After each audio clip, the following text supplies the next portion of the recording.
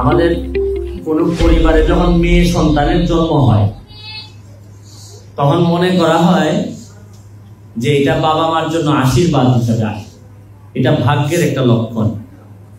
আর আমি ব্যক্তিগতভাবে মনে করি যে সমাজে মণিপুরী সম্প্রদায়ের মানুষ থাকেন, এটাও একটা আশীর্বাদের লক্ষণ।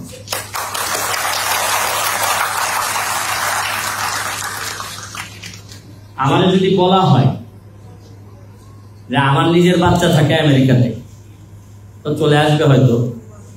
যদি বলা হয় যে কোন দেশের বাচ্চা বা কোন জাতির বাচ্চা দেখতে খুবই সুন্দর, আমেরিকান, ব্রিটিশ বা বাংলাদেশি অরিজিন যারা বিদেশে থাকেন, আমি বলবো কেউ নাই, আমার বাচ্চাও না, মণিপুরী সম্প্রদায়ের বাচ্চারা সবচেয়ে বেশি সুন্দর। আমার এত ভালো লাগে, আমি খুবই কম পাই, ওদের দেখতে পাই খুবই কম, আপনাদের প্রোগ্রামে ওরকম যাওয়া হয় না, কিন্তু আমার দেখলে মনে হয় যে এরা এঞ্জেল, যে শব্দটা, এই এঞ্জেল শব্দটা আমার কাছে মনে হয় মণিপুরী বাচ্চাদের জন্য সবচেয়ে বেশি প্রযোজ্য হয়। আমি আপনাদের এমপি হিসাবে, আমার চুনারঘাট মাধবপুরের এমপি হিসাবে আপনারা আমাকে ভোট দিয়ে সম্মানিত করেছেন। আমার কিন্তু বিশ্বাস করেন যে সব জায়গাতে আমি গর্ববোধ করি যে আমি অনেক ভোট পেয়ে এমপি হয়েছি, এইগুলাতে আমি গর্ববোধ করি না।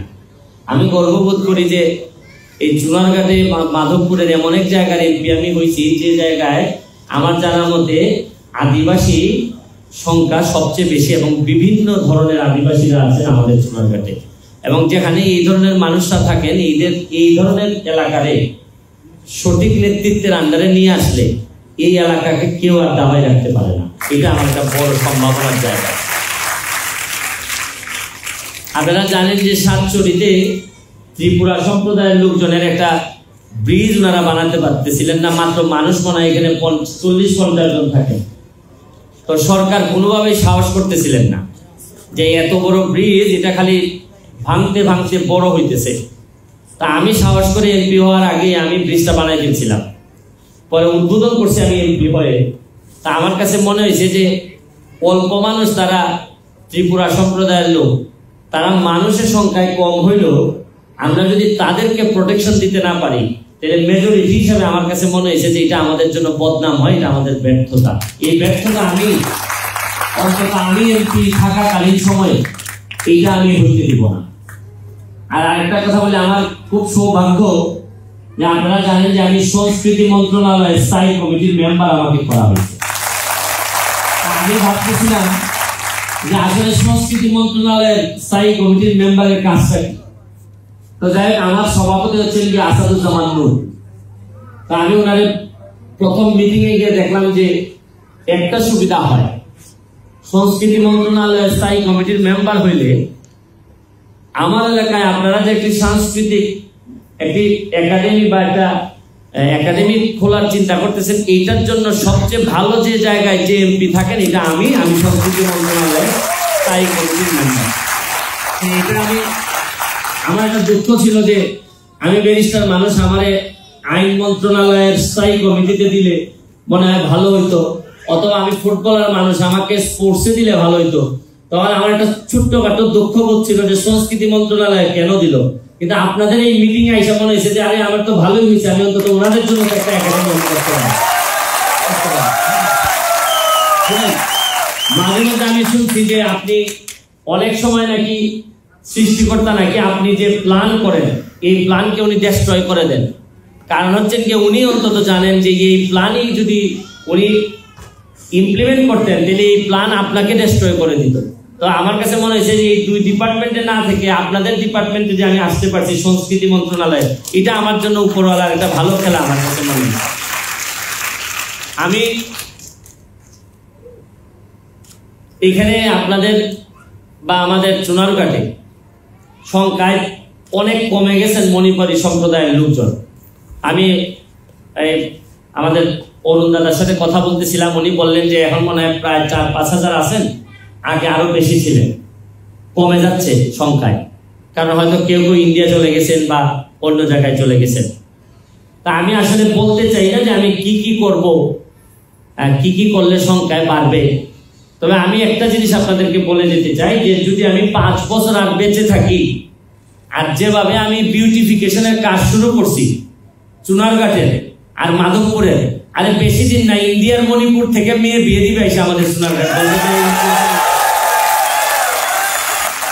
মানুষ যদি সম্ভাবনা খুঁজে, মানুষ যদি সম্ভাবনার কারণে বিদেশ যায়, আমেরিকা যায়, তা আমি একটা বিশ্বাস করি, আমি ব্যারিস্টার সুমন বিশ্বাস করি যেভাবে শুরু করছি মাত্র 3 মাসের ব্যবধানে মরা নদীরে পরিষ্কার করে ময়লা পানিতে আমি এমপি হিসাবে নেমে গোসল করে, আমি যেহেতু আপনারা জানেন যে সাতচড়িতে এই তেলিয়াপাড়া থেকে চাঁদপুর পর্যন্ত এই রাস্তাটা এমন ভাবে আমি তৈরি করতেছি, যতগুলা পরিত্যক্ত আমাদের যাত্রী ছাউনি ছিল এইগুলারে বুয়েট এবং চারুকলা স্টুডেন্টদেরকে নিয়ে এসে যেভাবে আমি তৈরি করতেছি, আমি আর 5 বছর সময় যদি পেয়ে যাই তাহলে মনে রাখেন আমি যে বলছিলাম যে চুনারঘাটের ইতিহাস, মাধবপুরের ইতিহাস আমি বদলাই দেবো, ইতিহাস বদলাই দিয়ে আমি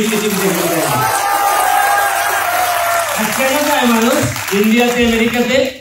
শুনেন, আমরা যে যোগ্যতা আমার একটা ফুটবল একাডেমি আছে, এই ফুটবল একাডেমিতে আপনি কি জানেন যে 8 জন মেম্বার হচ্ছে গিয়ে এই আদিবাসীদের সন্তান, চা বাগানের আছে হচ্ছে গিয়ে 6 জন, ত্রিপুরার হচ্ছে গিয়ে সুবনদেব বর্মন, এরা এখন সবাই এখন যে যার মতো ন্যাশনাল লেভেলে খেলতেছে।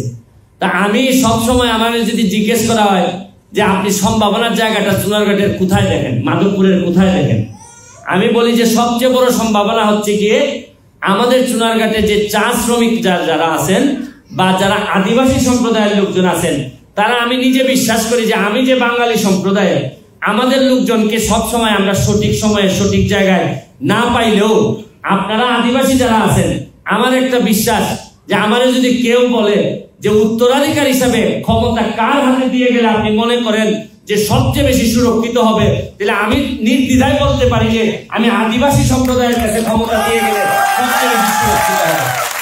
শুনেন, নিজের ঘরে জন্মাইলেই কেউ উত্তরাধিকার প্রকৃত হয়ে যায় না, আমার রক্তের হইলেই প্রকৃত উত্তরাধিকার হয় না। আমি গ্যারান্টি দিতে পারবো না যে আমার ছেলে ভালো মানুষ হবে, ভালো নেতা হবে।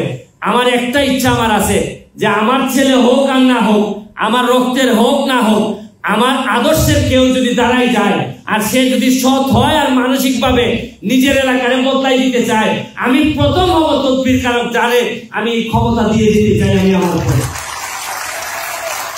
আপনারা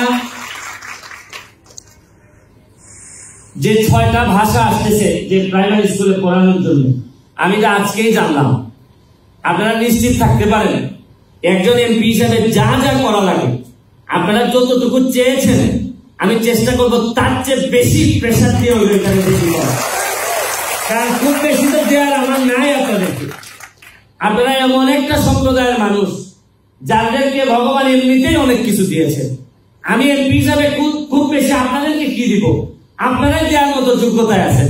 এবং আমি শুধু আপনাদেরকে অনুরোধ করব, আমার তো শুধু ফরম্যাটের কারণে আমি এমপি হয়েছি, কিন্তু আমি আপনাদের কাছে সহযোগিতা চাই যে চুনারঘাটের উন্নয়নে, মাধবপুরের উন্নয়নে, আমাদের এলাকার উন্নয়নে আপনারা যদি এগিয়ে আসেন, আমি ব্যারিস্টার সুমন হিসাবে আপনাদেরকে গ্যারান্টি দিচ্ছি আমার আমলে কোনোদিন আপনাদের সাথে কোনো অন্যায় হবে এটা আমি কোনোদিন বরদাস্ত করব না। আর আপনারা এগিয়ে আসছেই আমি আমাদের এলাকাটা এগিয়ে নিয়ে যেতে পারবো। আমি এই দুইটা একটা সংস্কৃতি বা সাংস্কৃতিক একাডেমি তৈরির জন্য যা যা করা লাগে আমি করব। আর হচ্ছে কি আপনারা ল্যাঙ্গুয়েজের ব্যাপারে, ভাষার ব্যাপারে যেটা করা লাগে আমি করব। এই দুইটা জিনিস আপনাদেরকে আমি কথা দিয়ে যাচ্ছি। আরে আমার তো আবার একটা সাহস আছে, আপনারা জানেন কিনা, সুপ্রিম কোর্টের ব্যারিস্টার তো আমি। সরকার অনেক সময় না দিলে সরকারের সাথে চ্যালেঞ্জ করে বলি তোমার টাকা লাগবে না, আমার টাকা দিয়ে বিক্রি করবো। যে এমপি হওয়ার আগে বিল বানানোর সব ক্ষমতা রাখে, সাহস রাখে, ওরে আর কি ভয় দেখাবেন আপনি? দেন না দেন মনে রাখেন। শুনেন, আরে সব ক্ষমতা তো অন্তর থেকে আসে, বিধাতা ছাড়া কেউ এই অর্জন করতে পারে না, দিতে পারে না। আমি special thanks to our guest, আমাদের ইন্ডিয়া থেকে অ্যারাইভ ফ্রম ইন্ডিয়া, আমাদের